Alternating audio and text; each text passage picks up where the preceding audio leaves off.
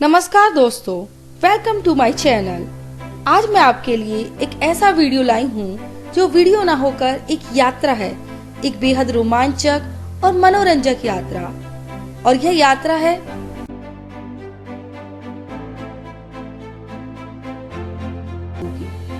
तो चलिए अब हम चलते हैं तमिलनाडु भ्रमण पर।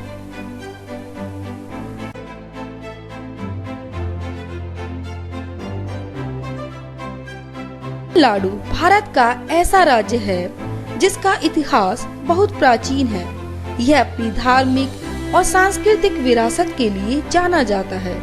इस राज्य का इतिहास और सौंदर्य ही पर्यटकों को अपनी ओर आकर्षित करता है। तमिलनाडु की वेशभूषा, खान-पान, संस्कृति, इतिहास और पर्यटन स्थल ही इसे बेहद खास बनाते हैं। इस राज्य ने चोलों, चेरों और पल्लवों जैसे कई राजवंशों के उत्थान और पतन को देखा है। तमिलनाडु में प्रसिद्ध मीनाक्षी मंदिर, कन्याकुमारी या ऊटी के खूबसूरत हिल स्टेशन को देखने के लिए दुनिया भर से पर्यटक आते हैं। यह राज्य उस समय के महान राजवंशों के किलों और महल के खंडरों को देखने के लिए एक बहुत ही अच्छी जगह है। वर्तमान तमिलनाडु का गठन 1969 में किया गया था और इसका नाम मद्रास राज्य से बदलकर तमिलनाडु रख दिया गया। इसकी राजधानी है चेन्नई। यह भारत का चौथा सबसे बड़ा राज्य माना जाता है। किल्लोरी लिली यहाँ का राजकीय पुष्प है जिसकी सुंदरता देखते ही बनती है। पन्ना कबूतर राजकीय पक्षी है और काला हिरन राजकीय पशु जो यहाँ के वनों की शान है। पाल्मेरा पाम राजकीय वृक्ष है जो अपनी ऊंचाई के लिए जाना जाता है। इस राज्य का खेल कबड्डी है जो स्तर पर खेला जाता है। यहाँ का शास्त्रीय नृत्य भरतनाट्यम भी विश्व भर में प्रसिद्ध है। हिमालय पुत्री कावेरी इस राज्य की सुंदरता में चार चांद लगाती हुई कल कल बहती है। यहाँ के समुद्र तट, खान-पान, जनजातियाँ, त्योहार, गांव, शहर, जीव जंतु सभी इसके सौंदर्य का परिचय देते हैं। इस राज्य को मंदिरों का राज्य कहना गलत नहीं होगा। धार्मिक पर्यटन के मामले में यह शहर काफी ज्यादा आगे है। इसके हर जिले में प्रसिद्ध और ऐतिहासिक मंदिर हैं। यहाँ के मंदिरों की वास्तुकला, शानदार मूर्तियाँ और नक्काशी देखते ही बनती है। इस राज्य को यूनेस्को की 8 विश्व विरासत स्थलों के रूप में जाना जाता है। इसके मंदिरों के सौंदर्य और आकर्षण के कारण ही यहाँ लाखों की संख्या में श्रद्धालुओं और पर्यटकों की भीड़ लगी रहती है। बृहदेश्वर मंदिर। बृहदेश्वर मंदिर तमिलनाडु के उन पवित्र मंदिरों में से एक है जिसका निर्माण चोलों के प्रथम राजा द्वारा किया गया था। इसमें भगवान भोलेनाथ का 3 नेत्रों वाला शिवलिंग स्थापित है। मीनाक्षी मंदिर। मीनाक्षी मंदिर भोलेनाथ की पत्नी पार्वती के मीनाक्षी रूप को समर्पित है। इस मंदिर में 33,000 मूर्तियां स्थापित की गई हैं। कपालेश्वर मंदिर। कपालेश्वर मंदिर यहाँ की राजधानी चेन्नई में स्थित है। द्रविड़ वास्तुकला से ये अद्भुत मंदिर भगवान शिव और पार्वती को समर्पित है। अन्नामलायर मंदिर भी यहाँ की खूबसूरती में 4 चांद लगाता है। पूरम स्वर्ण मंदिर। श्रीपुरम स्वर्ण मंदिर पूरी तरह से शुद्ध सोने से बना है जो धन की देवी लक्ष्मी और भगवान नारायण को समर्पित है। थिलाई नटराज मंदिर। थिलाई नटराज मंदिर विष्णु और शिव को समर्पित है, जो तांडव नृत्य की मूर्ति से सजा है, जिसे नटराज नाम दिया गया है। अन्नामलायर, बालामुरुगन, वरदराज पेरुमल आदि अन्य मंदिर भी इसकी खूबसूरती बढ़ाते हैं। यहाँ की प्रकृति बेहद मनमोहक है। जो एक बार यहाँ आता है इसको भुला नहीं पाता।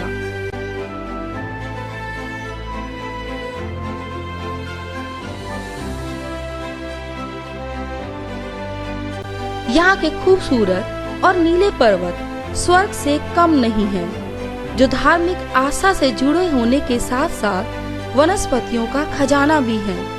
महेंद्रगिरी, पालिनी, नीलगिरी, पेरुमल आदि विभिन्न पर्वत है जो इस स्थान को अनमोल बनाते हैं।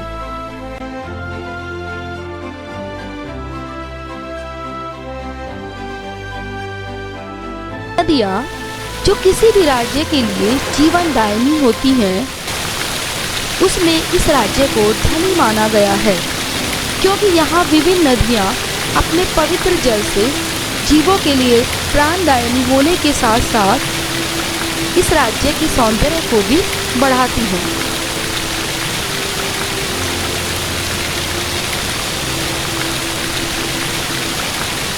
ताम्रपर्णी नदी। ताम्रपर्णी नदी जो पुरातन काल से जानी जाती है, यह एक 12मासी नदी है जिसमें सारा वर्ष पानी रहता है। कावेरी नदी को भी 12 नीरा कहा गया है, क्योंकि ये भी वर्ष भर पानी से भरी रहती है, जो प्रसिद्ध तीर्थ होने के साथ साथ सिंचाई में भी सहयोग करती है। इसे दक्षिण की गंगा भी कहा गया है। अमरावती, वैगई, भवानी आदि अन्य नदियां भी इसकी शोभा बढ़ाती।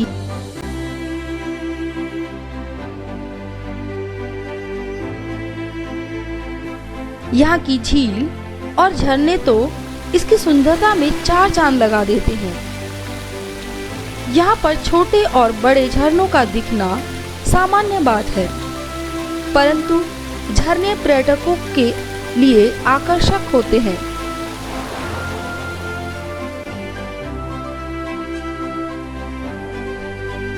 मंकी फॉल्स, कैथरीन, तलियार आदि ऐसे ही झरने हैं जो इस राज्य की सुंदरता को बढ़ाते हैं।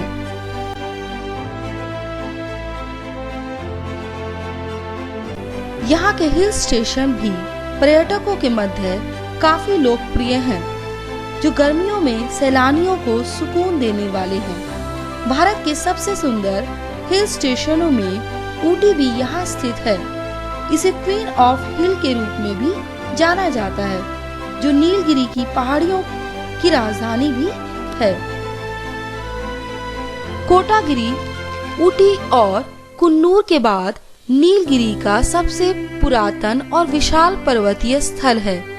यह कभी भारत में आए ब्रिटिश लोगों का निवास स्थान था। कुन्नूर, कोडाईकनाल और येलागिरी अन्य मोहक हिल स्टेशन भी यहाँ मौजूद हैं, जो सैलानियों का मन मोह लेते हैं। यहाँ के वन्य जीव आपके दिल को खुश कर सकते हैं।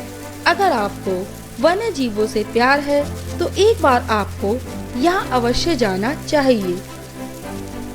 यहाँ आपको सदाबहार वन और वन्य जीव जैसे टाइगर, हाथी, बिसोन बंदर, गिलहरी एवं वनस्पतियाँ देखने को मिलेंगी।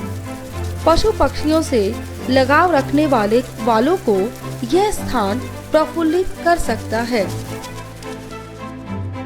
यहाँ का मुख्य व्यवसाय कृषि है। अगर फसलों की बात की जाए तो प्रमुख खाद्य फसलें हैं चावल, ज्वार और दालें। व्यापारिक फसलों में गन्ना, कपास, सूरजमुखी, नारियल, काजू और मूंगफली शामिल है। चाय, कॉफी और रबर भी यहाँ भरपूर मात्रा में पाया जाता है। राज्य के प्रमुख उद्योग हैं सूती कपड़ा, चमड़ा, चीनी, कागज, सीमेंट, माचिस।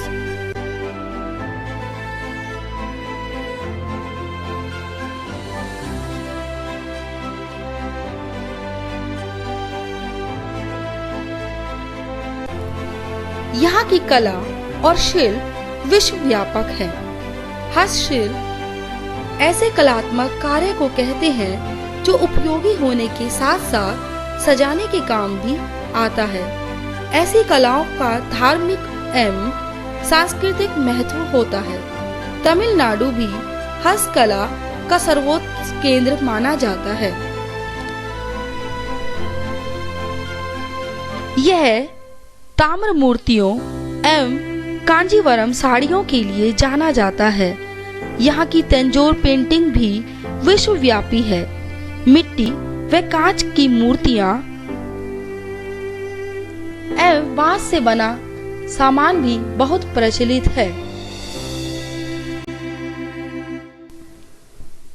इस राज्य के लोग त्योहारों को बड़े ही उत्साह के साथ मनाते हैं। पोंगल यहाँ का प्रसिद्ध त्योहार है जो जनवरी माह में मनाया जाता है। यह अच्छी फसल के लिए सूर्य, पृथ्वी और पशुओं का आभार प्रकट करने के लिए मनाया जाता है।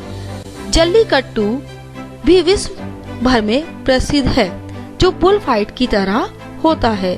तमिलनाडु का प्रकाश पर्व कार्तिकेय दीपम भी बहुत प्रसिद्ध है।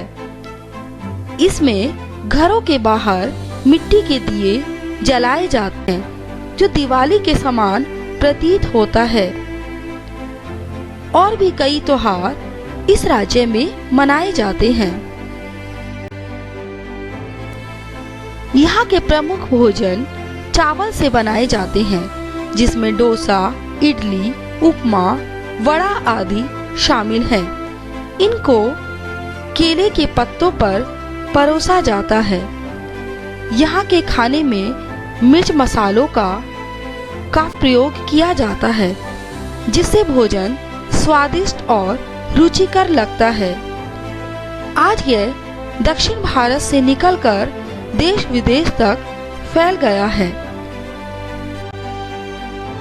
तमिलनाडु की संस्कृति का इतिहास काफी समृद्ध रहा है जिसे आप यहाँ के नृत्य और संगीत में देख सकते हैं।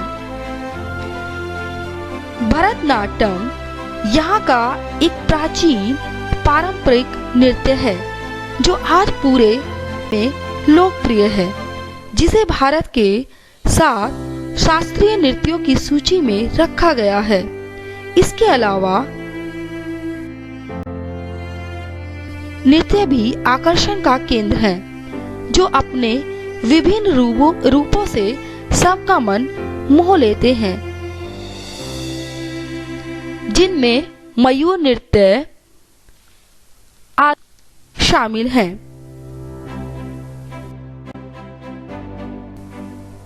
धन्यवाद और हमारी ये यात्रा यहीं पर समाप्त होती है।